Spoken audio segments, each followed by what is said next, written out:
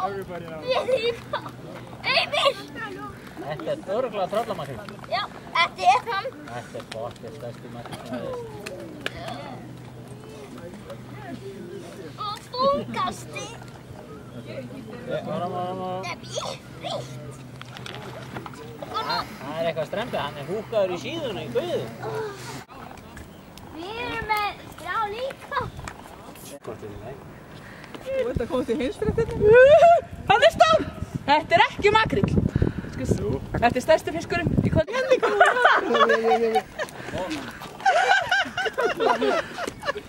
This is very big.